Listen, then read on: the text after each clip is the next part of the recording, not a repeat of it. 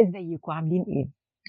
هتكلم معاكم في جملة سمعتها وانا بعمل عمرة، ويا رب يكتبها لكل الناس.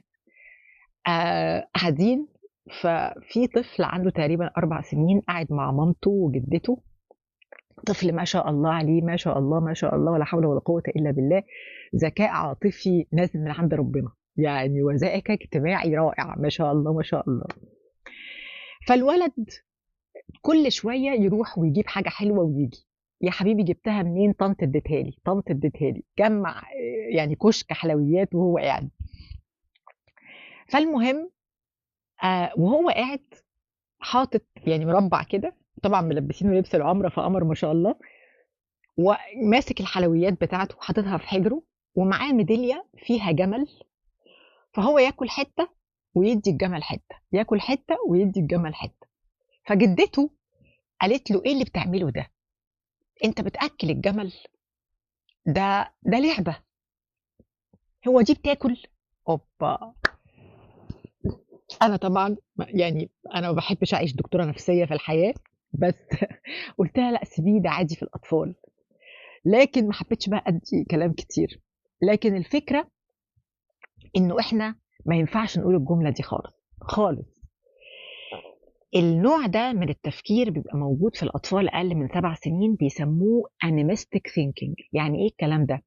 يعني الطفل أقل من 7 سنين، أي كائن جماد أو حيوان حقيقي أو نبات أو أي حاجة، تلاجة، ترابيزة، قطة، كلب، كرسي، سرير، بيض، أي حاجة بتحس وبتاكل وبتشرب وبتتكلم وبتقول وعندها كل مقومات الحياة اللي موجودة عنده. طيب ده ربنا اللي خلقه كده مش احنا، وده ليس غباء. يعني في ناس بتهيألها انها بتضحك عليه.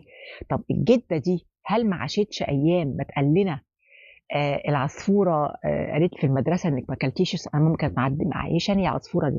العصفوره ما قالت لي انك ما اكلتيش السندوتشات، العصفوره مش عارفه قالت ايه، حصل ايه، العصفور مش فاكره بقى، بس كله كان العصفوره. طيب هل كده ماما كانت بتطلعني غبيه مثلا او؟ فالجده دي اكيد عاشت الكلام ده. ايه اللي قلبنا على الموضوع ده؟ ايه اللي خلانا فاهمين ان الكلام ده كلام غلط؟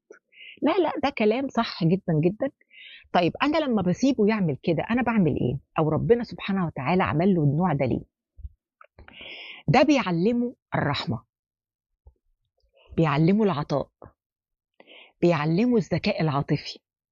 طب فوق ده بقى، ده بيحسن علاقته بربنا. ليه؟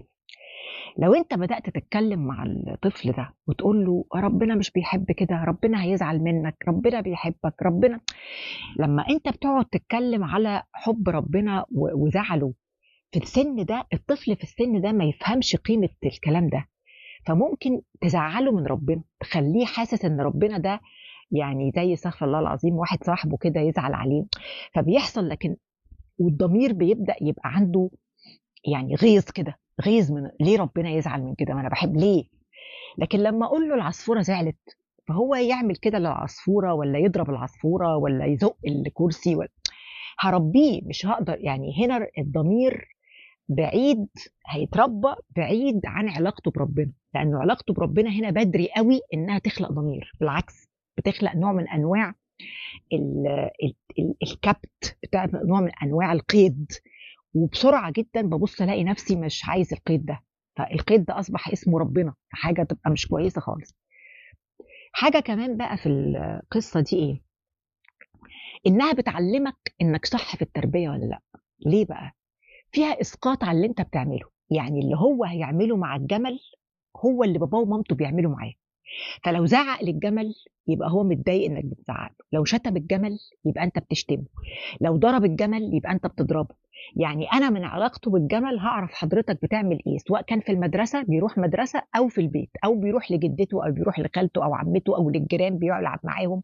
انا هعرف كل حاجه من الجمل ده. فده كمان بيديني نوع من انواع التغذيه المرتجعه او الاثر الرجعي او الفيدباك، انا ماشيه صح ولا لا. كل ده مهم جدا جدا جدا جدا. يبقى انا هنا دلوقتي عملت ايه؟ عملت نوع من انواع التربيه، ونوع من انواع المعرفه، ونوع من انواع الاحياء للضمير اللي عنده. العكس بقى لما انا بمنع كده، الولد بيطلع عنيف، بيطلع عنيد، بيطلع بيتطاول على علاقته بربنا، حاسس ان علاقته بربنا فيها لا ولا ولا ولا وعيب، فالدنيا بتبقى فيها نوع من انواع عدم المحبه.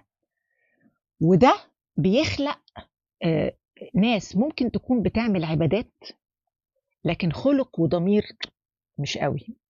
ناس ممكن تبدأ تتعامل معاك بشكل ظاهريا رقيق لكن قلوبها قاسية.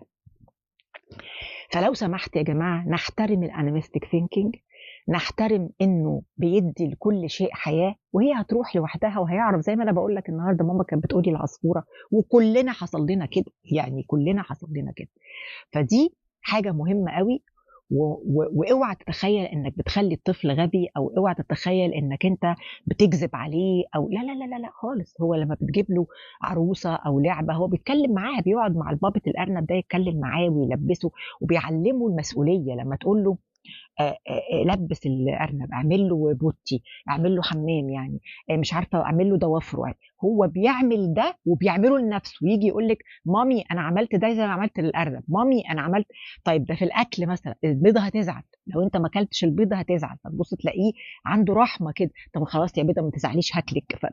دي كلها حاجات رائعه في التربيه، فيا رب ما نخسرهاش، ونفهم ان ربنا سبحانه وتعالى ما بيعملش حاجه عند الطفل كده هباء، كل حاجة لمصلحته ومصلحتك وانت بتربيه عشان تطلعه شخصية سوية. يا رب نكون استفدنا، ويومكم حلو.